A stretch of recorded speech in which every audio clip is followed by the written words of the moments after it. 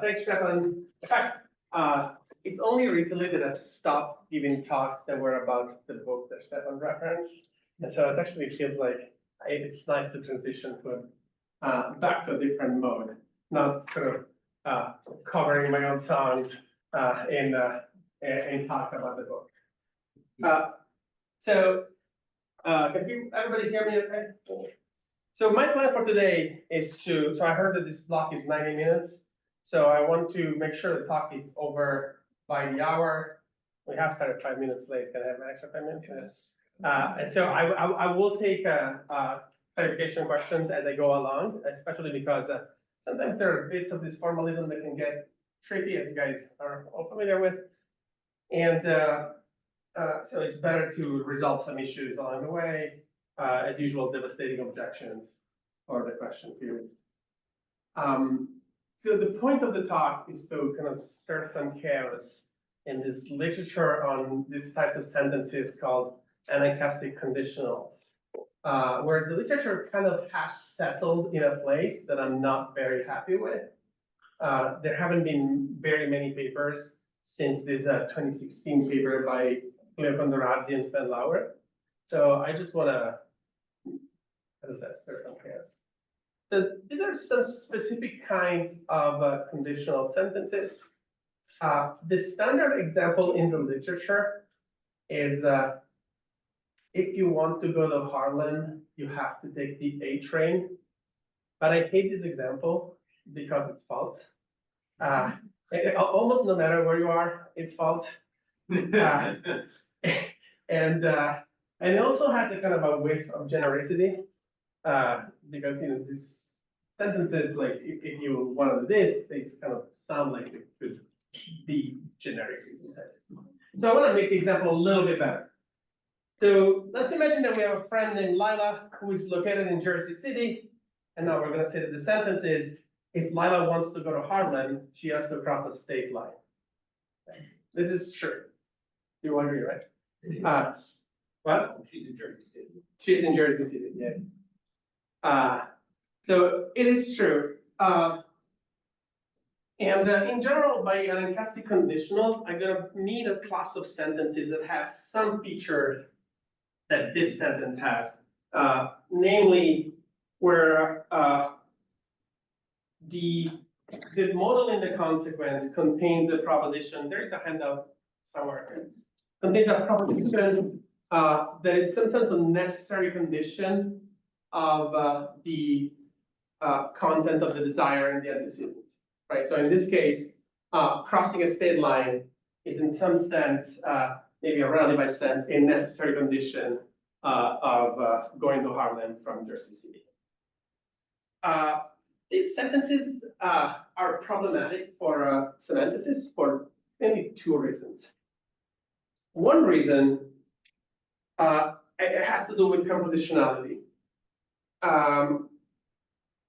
The easiest way of thinking about this is we tend to think of if sentences as involving some kind of update, right? So something typically in maybe an information state or something like this gets updated, and then something else gets evaluated relative to this updated state. But in this sentence, what seems to be updated is not usually what we expect to be updated in this conditional sentences. This is the kind of thing that actually it took me, when I first learned about this, a few months to quite see correctly. So I realized I don't have the luxury of making sure everybody sees it right away.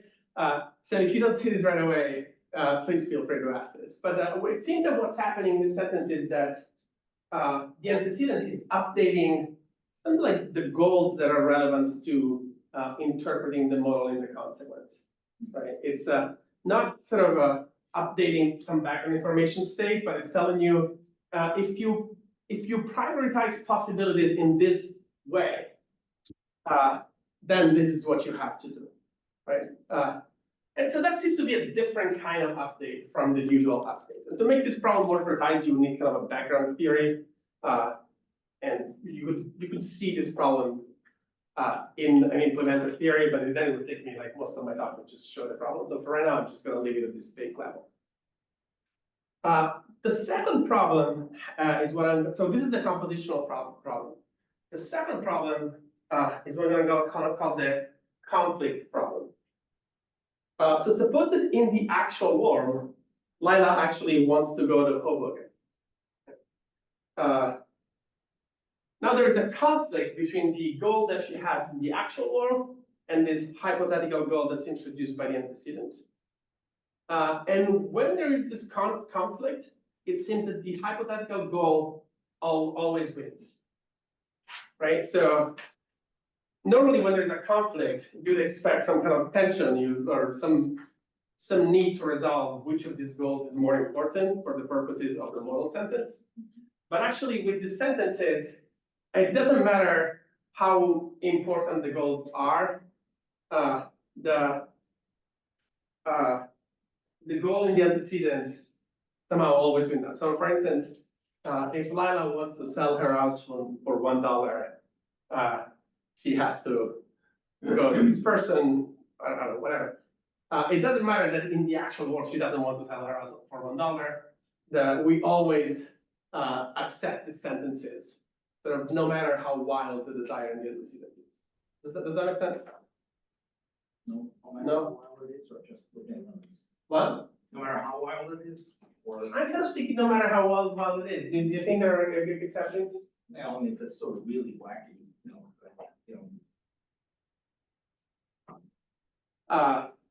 it doesn't really matter what she actually wants to do, I think. That's what I'm saying. Yeah. So it doesn't matter what she has to do. So for the purposes of the construction, if you want to do blah blah blah, you have to do this. It doesn't matter how wacky the desire is compared to the actual desires that you have. So that's kind of the puzzle here. I think it's worth mentioning that actually these sentences have been discussed in the linguistic literature, but they have an origin in the philosophy literature because Hare, the famous ethicist, actually noticed the contrast between these two sentences. If you want to have sugar in your soup, you have to. Sorry, if you want sugar in your soup, you have to use a spoon. Versus if you want sugar in your soup, you have to get checked by a doctor. They both seem true, but they kind of like get at different things, right? So the first one is the one that has the anankastic shape. If you want to put sugar in your soup, you have to use a spoon. That's the one in which the consequent is giving you the necessary condition for the antecedent. Versus if you want to put sugar in your soup, you have to get checked by a doctor. That's not telling you that the consequent is stating a necessary condition for the antecedent. It gets a different reading. So in all these cases, we're always going to get different readings. Okay, good. Any questions? I'm done with my presentation of the problem section for right now. All right, a bit of detail about the structure of the kind of semantic theories for which this applies. So in the classical, for instance, Kratzerian style premise semantics for modals, you have a domain that's determined by three things. A modal base, which is some parameter that records which possible words are relevant. A word evaluation, because you have to know, maybe modal claims can vary from word to word. So modal domains have to vary from word to word. And something that Kratzer calls an ordering source, which I just informally want to think of as kind of the set of considerations that matter for the purposes of prioritizing words, right? So in a normal sentence of the form, you have to go see a doctor, right? Maybe there is, the modal base would delimit the range of words that we're talking about, maybe to words in which you have the symptoms that you actually have. The ordering source would structure those words in some kind of pre-order. And so it tells you this word matters more than this word. And then in the end, you put it all together and you get the domain. And the job of if clauses is normally to restrict the modal base. This is why anankastic was a problem. The first paper in linguistics by, did you say Szabo? Is that what you said? Yeah, It's disputed, indeterminate, so. I don't, yeah, it's Norwegian. It's, Whoever- however, Norwegians say Bravo with lots of, Yeah. so the first paper that sort of resuscitated this problem in linguistics, Szabo tried to propose that maybe actually instead of the if clause in this case is restricting the modal base, it should restrict the order in source or add something to the order in source. But then the objection was always, well, but this is not compositional because, well, he also didn't provide a framework in which that would work. And actually, kind of what I want to do is try to vindicate Szabo's intuition that that antecedent is affecting the order in source, but kind of change the framework so that it can do it compositionally. Okay, so that's going to be where I would want to go. And what I want to do to get there is integrate this kind of picture of classical premise semantics with a different kind of framework, coming mostly from my colleague Jeff Horty, about Jeff Horty used the feasible logics to model the idea of a reason. And I'm going to try to marry these approaches to Jeff Horty picture. Is that a question? I'm going to try to marry the Jeff Horty picture and the standard semantic picture. Okay. How is this for a technical level? Should I, is this about right? Should I go more technical, less technical? I know this is a logic seminar, but I also realize there's lots of different perspectives joining. Okay. So the currently dominant solution, I don't know any other papers since this paper. It's this paper by Condoravdi and Lauer. The paper is 70 pages long, so I'm gonna give you a very compact summary. And they do some maneuvers for each of the two problems. For the compositional problem, people in semantics tend to think that there are two ways of representing sentences with if clauses in them, depending on whether we posit kind of a single modal construal, as in A on your handout, or a double modal construal, as in B. Stefan actually is the person who introduced me to this. I didn't know about this until I met Stefan a long time ago. But maybe let me say that what the difference comes down to in somewhat neutral terms that do not presuppose all this Kratzerian semantics. You can think of conditionals as either shifting a state or shifting a world of evaluation. So if you think about the classic Louis Stallacher account of conditional, it's a world shifting account. The antecedent takes you to a different possible world. And then in this possible world, you evaluate the consequence. Kratzer made famous if theory on which actually if clauses in some sense update a state. So on her theory, if clauses restrict a modal base. And if you think of the modal base as something somewhat akin to a state, right? So I have all these facts about the circumstances. Now I'm updating those facts with the hypothetical information provided by the antecedent. It's kind of going after this Ramsey idea of conditional updating a state instead of shifting a possible world. But then people in the Kratzerian universe have tried to retrieve the world shifting idea inside this updating idea. So that's why you get this double modal picture. And this double modal picture, basically the if clause restrict another modal that's covert, so it's not visible in the sentence, but it doesn't restrict the modal has to. Right? So effectively, for our purposes, we can think of this as this is a way of simulating a world shifting conditional inside Kratzer land. So why does this help? Okay, so think about the sentence, if Lila wants to go to Harlem, she has to cross a state line. So you might think, oh, maybe I will, is there a way Oh of? my God, I didn't. There was sport marketing?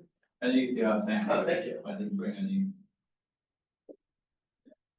So.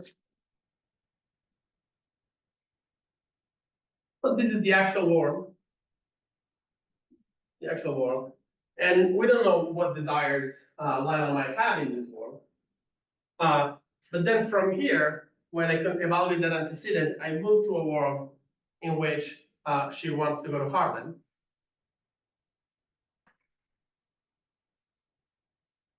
Okay. And now what I have a recipe for deciding what my ordering source is. My ordering source in Kratzerian semantics is a function from possible worlds to propositions.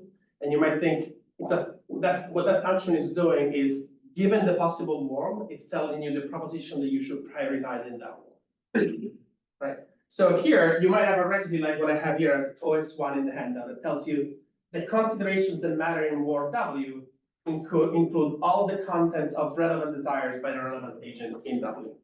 So when you shift from here to here, you move to a world in which she has this desire to go to Harlem. And now this principle tells you, oh, the content of the desire has to be effective in determining the domain. So it has to matter for the domain. Okay. So that solves the compositional problem. It does not by itself solve the conflict problem. Because it might be that in this world, she also wants to go to Hoboken.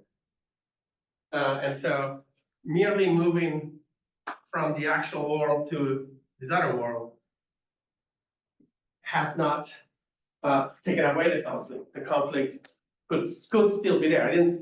I'm not saying it has to be there, but we have not ruled out the possibility that in that world she has to conflict in I'm that. following that, Mike. So in fact, we're assuming that she still wants to go to Hoboken. What's the first one there? What she wants to go to Harlem. Yeah, well, that's what it says. And suppose in fact she wants to go to Hoboken. No. So I'm saying, yeah. So suppose that in fact she wants to go to Hoboken. So that has to be a fact about the actual one. Right, yeah. But we have not said anything that makes the fact go away when we move to a world in which we entertain the antecedent that she wants to go to Harvard. And she's gotta want two things. She may have conflicting desires in that world that we move to, so we have not ruled out this possibility. Does that make sense? Yeah. So if the context that we are trying to, in this case, analyze is that Laila wants to go to Harlem, and that is the desire that exists in the world that we're evaluating, where does the real desire factor in? Are you talking about the theory or talking about our intuition? I think both. Okay, the idea is in our intuition, when we evaluate this, this desire should be crossed out, it shouldn't matter. What I'm saying is a problem right now is that we have not said anything that makes it the case that this desire is not present in the world that we shift to. So we would want something that tells you, as you entertain the possibility that she wants to go to Harlem, you're not entertaining the possibility that she wants to go to Hoboken. So could that be the case for all possibilities of where she would want to go to, or I don't know if I'm explaining my confusion correctly. I think the way I'm setting this up for right now, I want to say that yes, that this is for whatever antecedents we can think of. We want to make sure that that whatever actual goals may be in conflict with them, they're ruled out as we evaluate the antecedents. Why can't you want both? Oh, I'm saying she can want both. Yeah. And I'm saying that's the problem. Presumably she can't have both, but she can want both. Yeah, so then I'm saying, so then the theory has not accounted for the conflict problem. I'm done seeing the conflict. She just wants two things and she can't have both. Oh, I'm sorry, you're right. So, okay, so I didn't say a stage of the theory. So I said, when you're in a world, the contents of your desire matter to the domain. Yes. The way they matter is this. So you form a set.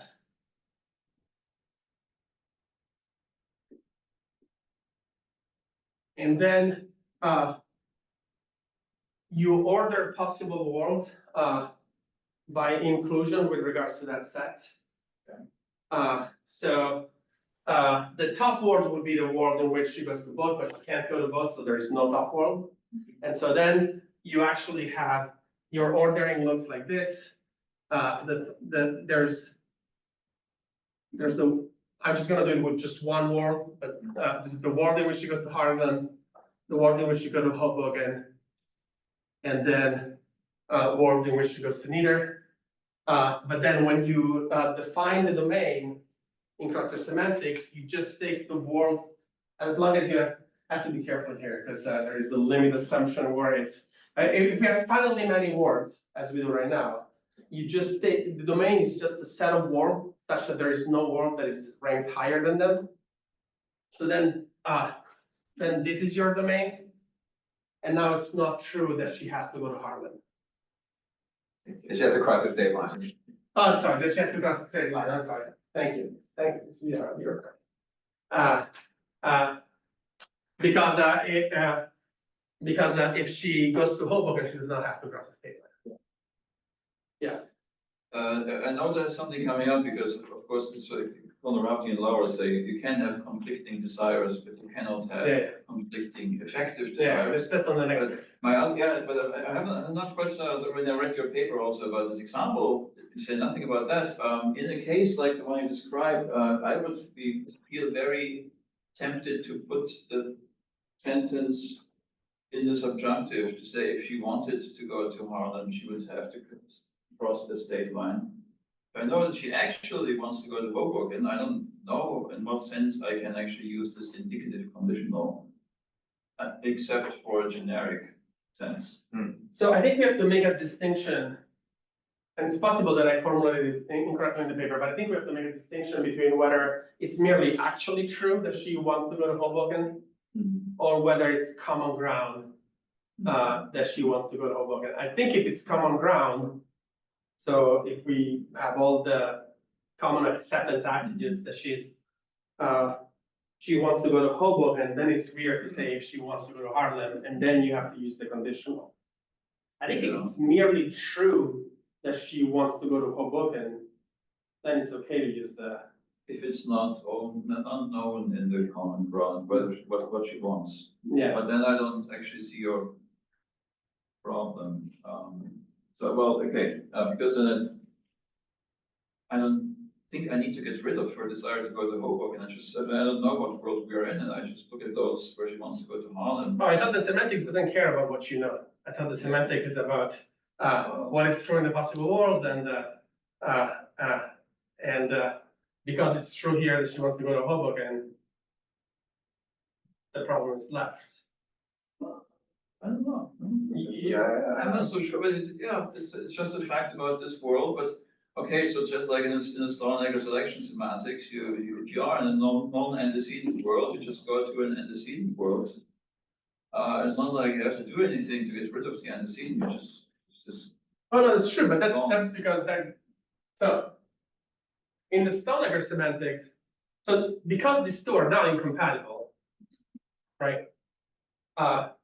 There is a problem here that in the standard Stronegger semantics it's kind of hard to see, right? What we want is for this to drop out. If it doesn't drop out, we have conflicting desires. Okay, that's okay. Let me talk about the next thing, because I already I'm halfway through my time, but I'm not halfway through my talk. So Condoravdi and Lauer talk about to solve this problem about conflict. They draw a distinction between two kinds of desires. They say, look, the desire talk is ambiguous. So for instance, I could say that I don't know, I want to go to UConn and I want to go to the University of Maryland, but even if I can't do both in one sense. But then there's other cases in which they think you can use desire talk to signal the conclusion of your deliberation. So when you say, I want to go to UConn, you're expressing that you've made up your mind to go to UConn. Right? And then they say, well, there's an ambiguity between a weak reading of desire, which is conflict friendly, and what they call an effective reading of desire, which is more like I intend to. Right? So to give you an example that's maybe more salient, I'm a US citizen, but I'm not a natural born US citizen. I can want to be president of the United States in the weak sense, but according to them, I cannot want to be president of the United States in the effective sense. Because it's impossible. Yes, sorry, I'm about to make the same objection that you have in mind, so hold on to it. Because I'm presenting somebody. I didn't know I had an objection in mind. What? I didn't know I had an objection. Oh, I see, there was a frown on your face. So their idea is that you can only want in the effective sense. Again, if you think about intention, it will be weird for me to say, I intend to become president of the United States, right? When it's common ground between us that I cannot be president of the United States. Barring an amendment. But, well, that's true, but it's still common ground, I think, that I can, I don't know. I don't know, life is complicated.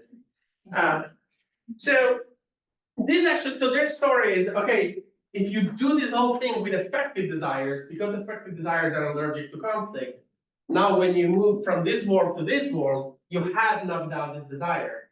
Because they think the only way to have this effective desire to go to Harlem is by not having the effective desire to go to Hoboken's. That's how you knock out that desire.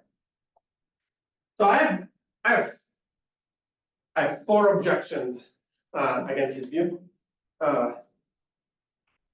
The first one is more like kind of being careful about the argumentation. I think they start out by pointing out that there are 2 uses of desire talk, and they end up by positing ambiguity in the desired verbs, and maybe an ambiguity in the underlying attitudes.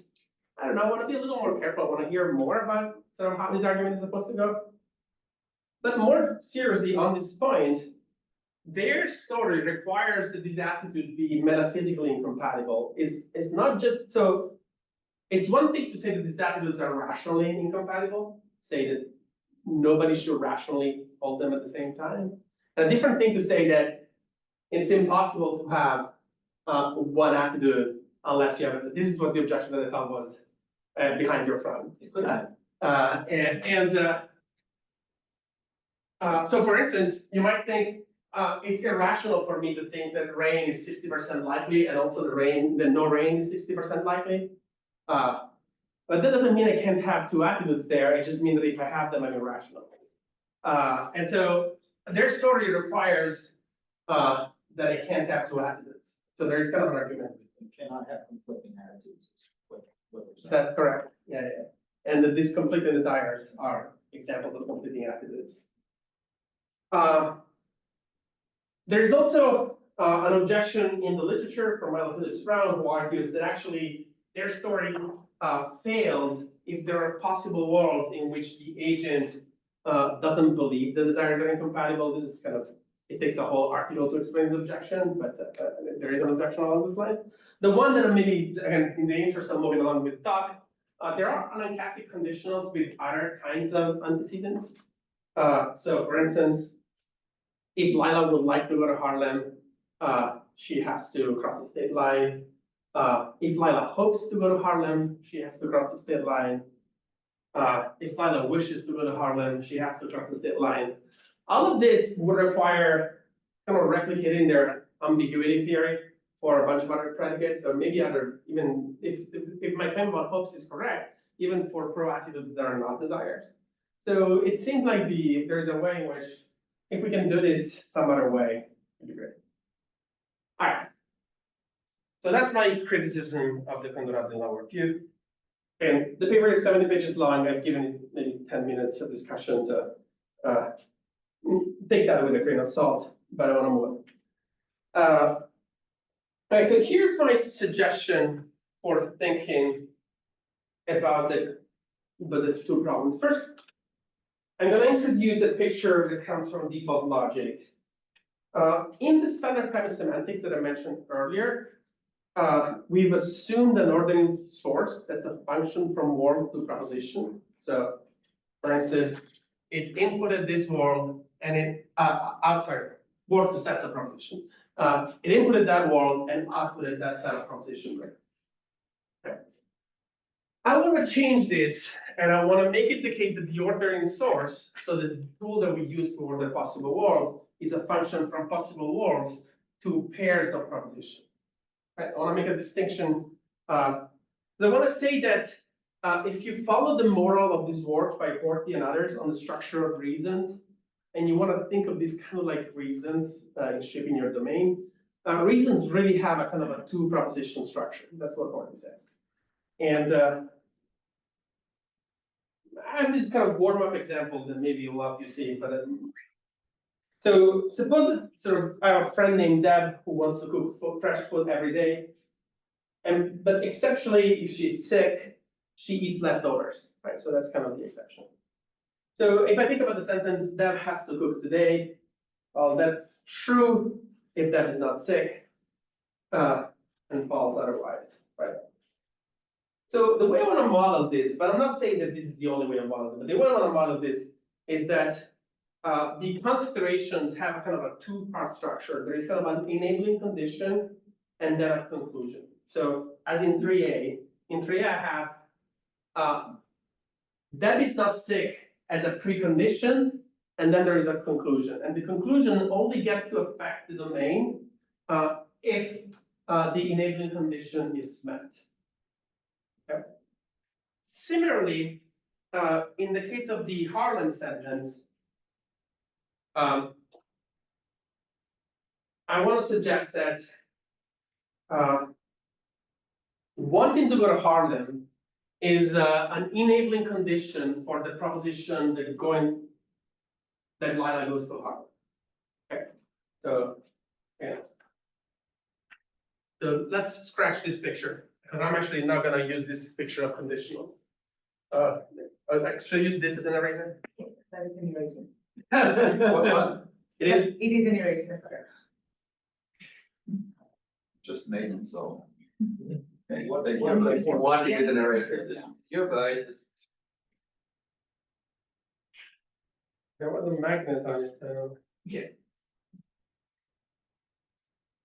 All right. So I'm going to suggest that there's the ordering source at each world contains something of the form.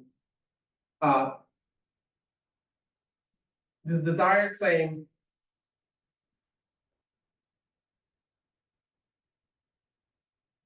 as a precondition, and then the content of the desire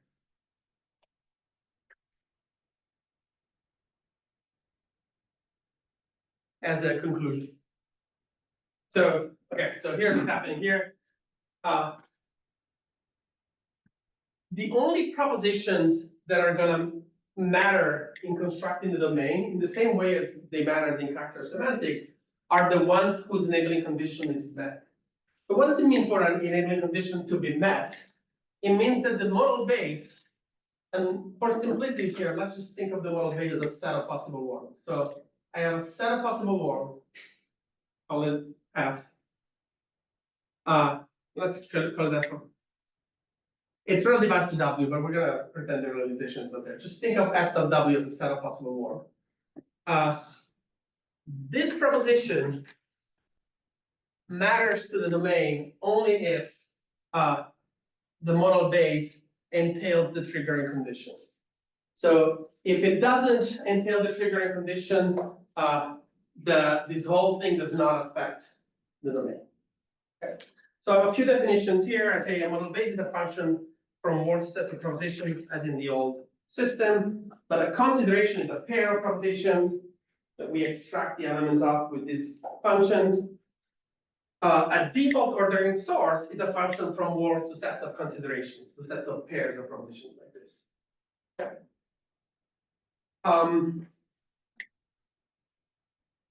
Then maybe I'll just go slowly through the definition on top of the next page. This is the definition of a triggered ordering source. Maybe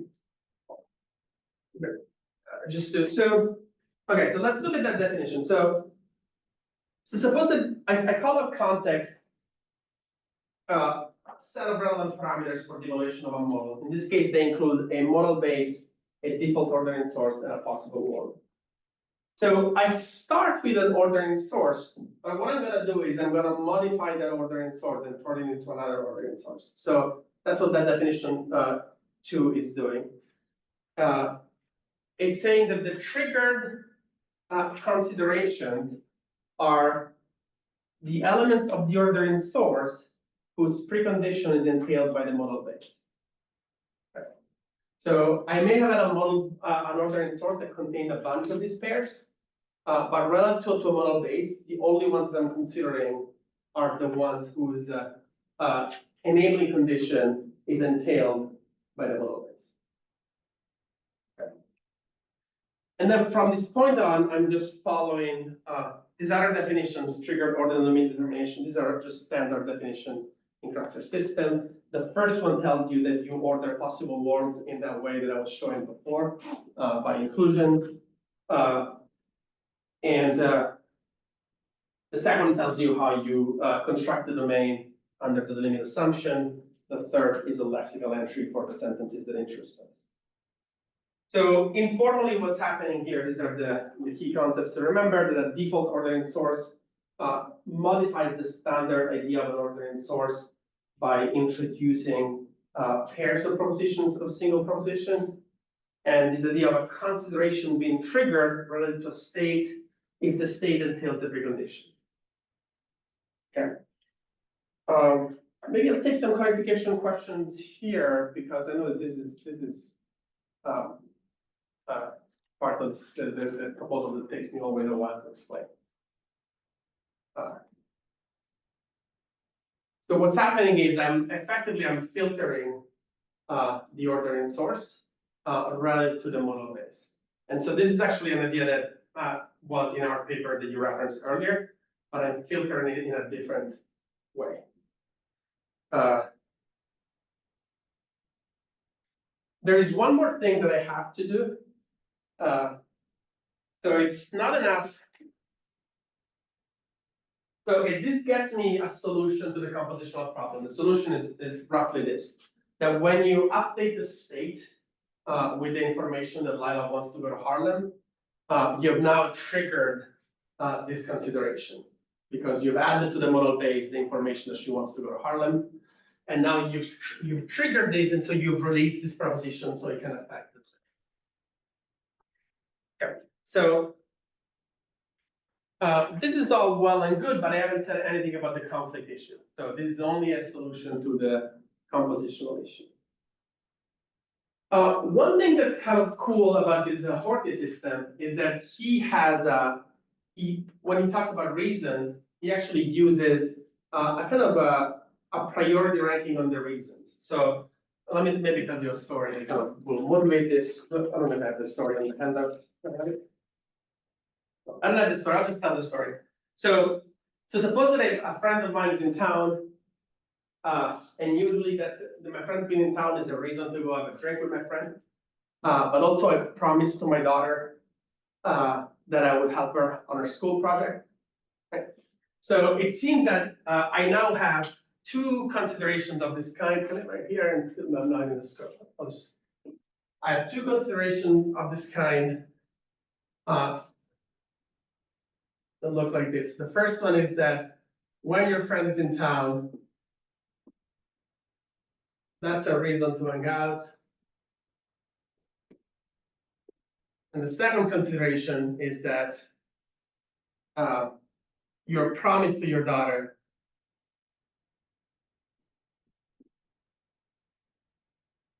is a reason to help on the school project. Right. In a sense, these are kind of conflicting in that when both of those are triggered, their conclusions are incompatible, right? You cannot, I mean, we're assuming that relative to the information, you cannot both hang out and help your daughter in your school project. What? Bring her with you. That's a good solution. But I need to make this more dramatic so that cannot happen. So the way that Horty and people like him do this is they assume, plausibly I think, that our reasons come with a priority structure on them. And so we're going to assume in particular that that this thing matters more than the other thing. And then there's a bunch of definitions that, again, in the interest of time, I'm not gonna go slowly through, but they're on the next box on the following page. That in the details too, that tell you basically how to use the triggered ordering source to create yet another ordering source that basically uses this ordering to get rid of all the conflicts. So it's that definition says, oh, when I have two considerations like this that are both triggered, the one that's more important gets to actually be effective and the other one is discarded. Okay. So now just going back to the picture at the bottom, I have numbered the pages. This is kind of one of the sins that tell my students not to commit, but I committed it. I think this is the end of the third page. I have some diagrams at the end of the third page on the end of, which actually highlight the structure of my theory. And what's important to see here is that you start with the default ordering source, and then you filter it twice. First, you generate a triggered ordering source by taking all the considerations whose enabling conditions are met.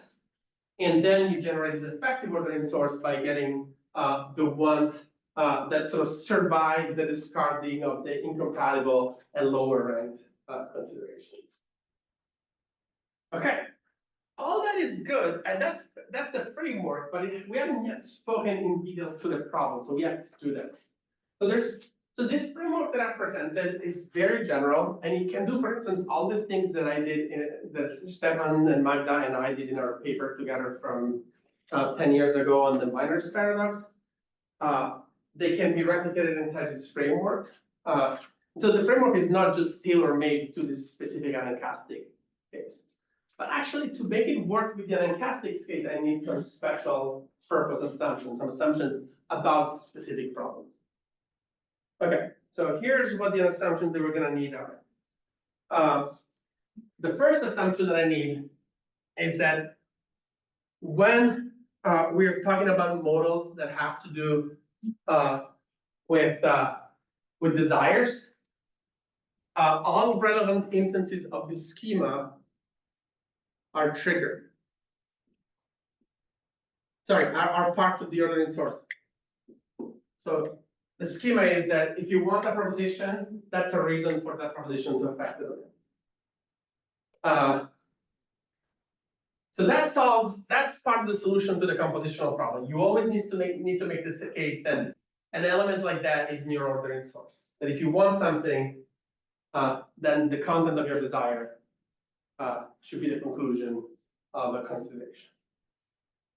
So this makes it the case that whenever I do, for instance, if Lila wants to cut her nose,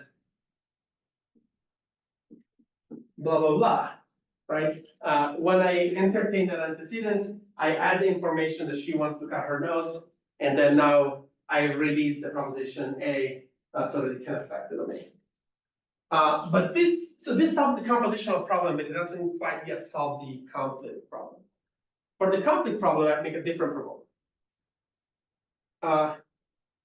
I'm going to stipulate as a pragmatic principle that, and I'm going to give you maybe a motivation for it later, but the stipulation is that when we look at these considerations, there's two kinds. There's the ones that are triggered by the initial context and ones that are triggered locally, meaning they're only triggered after we update. Right, so for instance, in the sentence, if Lilac wants to go to Harlem, she has to cross the state line. The consideration involving Lila's desire is triggered locally. It's not triggered by the initial context. Because in the initial context, we don't know whether she wants to go to Harlem or not. And so the stipulation that I make is that in general, things that are triggered locally are more important in the sense of this ordering than things that are triggered globally. And the motivation for the stipulation is something like this. It's a pragmatic thing. I don't have like a semantics. I mean, I could write a semantics that does this, but I don't see the reason to do it semantically. The motivation is something like this. When a speaker wants to entertain a kind of desire in this way, that the agent may or may not have, they're doing this to indicate kind of that this desire is the one that we have to pay attention to. And so that's why I'm kind of assuming that it has to be more important than everything that comes from the underlying context, whether or not it is in fact more important from an outside perspective. Like the entire point of introducing a sentence like this would be to assume that this was the desire that you're imagining that the agent has. Okay. So that's what I call the locality hypothesis on the handout. So the locality hypothesis is that locally triggered considerations have priority in the sense of this thing with respect to globally triggered ones. So now that gets me my solution for the conflict problem, because even when we go back to the situation that we sketched at the beginning, she has in the actual world a goal to go to Hoboken, and then I'm introducing locally this hypothesis that she would want to go to Harlem. Now that want to go to Harlem conflicts with the actual goal, but the locality hypothesis tells you that the stuff that's introduced locally is more important than the stuff that's introduced that was given globally. So okay, so that solves the problem, and it seems to work for a bunch of the anankastic sentences. I'm going to spend the last few minutes talking about a problem from my view. So I'm now at the end of section 4 on the handout. In section 5, I talk about a bunch of other issues from the literature, but I'm going to sort of lead us into the question period by talking about a problem for the proposal that I just made. And actually, if you have suggestions for how to solve the problem, that would be very. This is how I turn my question period. So instead of you attacking me, you're gonna help me solve the problem.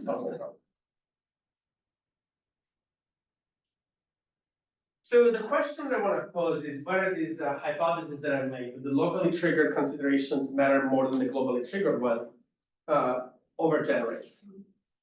I don't think it overgenerates within the anankastic domain, because we just said in the anankastic domain, it doesn't matter how wild the desire is, it should always override global stuff. But maybe there are other kinds of conditional sentences in which we don't want to say that considerations that are triggered locally are more important than considerations that are triggered globally. So here's a problem. I'm going to tell a story. And draw your attention to a contrast that I do not know what the correct thing to say is about this contrast. And not just that I do not know within my theory, I do not know what the correct thing to say about it is, regardless of my theory. So even if you find my theory was opaque, this is a good point of connection to see a problem that might be theory independent. All right, so here's my context. So suppose that eating nuts will make you sick, and maybe severely so. And you're at a party where the host is particularly proud of their spice mix. They make a spice mix, and they're very proud of it. They'll be offended if you don't try the single item among the offering that has this spice mix. Now, other things equal, that's a reason to try the food with the spice mix on it. And possibly it's not as strong though as the reason not to get sick, right? So we don't think that pleasing the host is more important than not getting sick. Right? So here's some judgments that I think are very possible. 8A is if the spice mix is only on the nuts, you have to eat the nuts. I think that's false. Right? Do people agree that's false? Yeah. I'm sorry, you think that is false because the desire not to get sick would override the desire to please the host? Correct. Okay. Yeah. Did you agree that it's false or no? I mean, in most cases, I think yes, but sometimes people do stuff that can't really be explained. So I don't know, maybe there would be one person that is such a strong people pleaser that.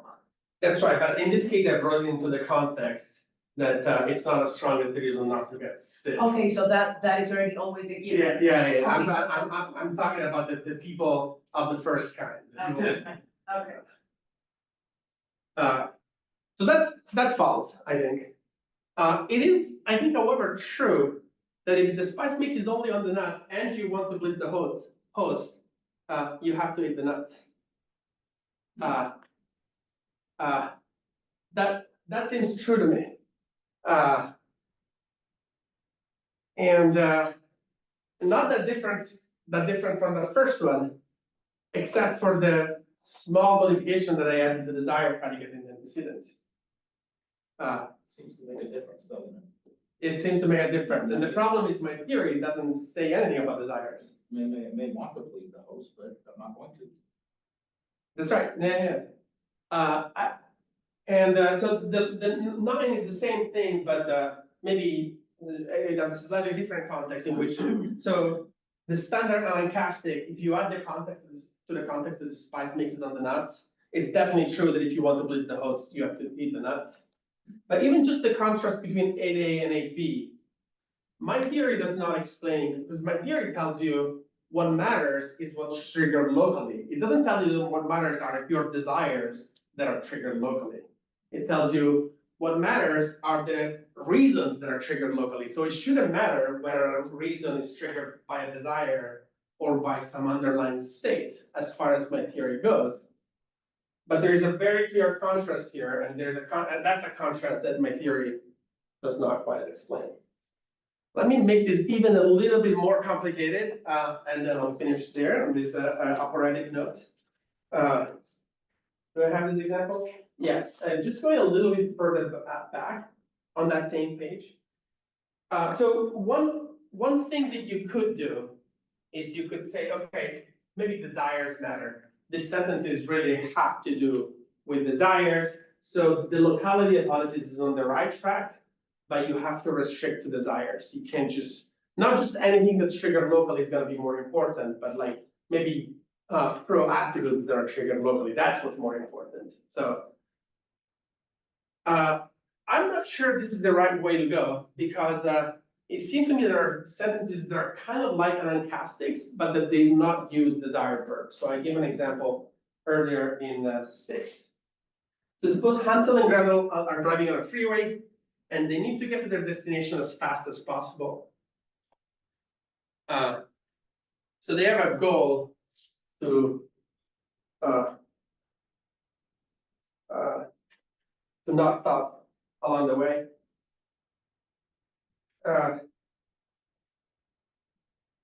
But it seems true to say, if you're hungry for lunch, we have to stop at this gas station. Again, there are 2 readings here. Maybe there is a reading in which, like, if you're hungry for lunch, sorry to say, we're not going to stop. All right, that's a reading of a sentence you could give in that context. But it's also, there is a true reading of, if you're hungry for lunch, we have to stop at this gas station. And this seems fairly close to these anankastic conditionals, but it doesn't have a desired predicate or any kind of attitude in it. It's just a state of the addressee that we're talking about. And so that makes me think that restricting the locality hypothesis to just attitudes. Did I put you to sleep, Steph? Did I put you to sleep? No? You're awake? No, sorry. Restricting to just pro attributes is not going to be enough. Okay, so that's where I want to end. I think this idea of preference for local considerations is on the right track. But I don't think that I've actually latched on the right level of resolution. In particular, I don't think I've captured the contrast between 8A and 8B in a way that is satisfying for me. So I welcome any comments. You don't just have to help me solve this problem, but I welcome any comments on what I said.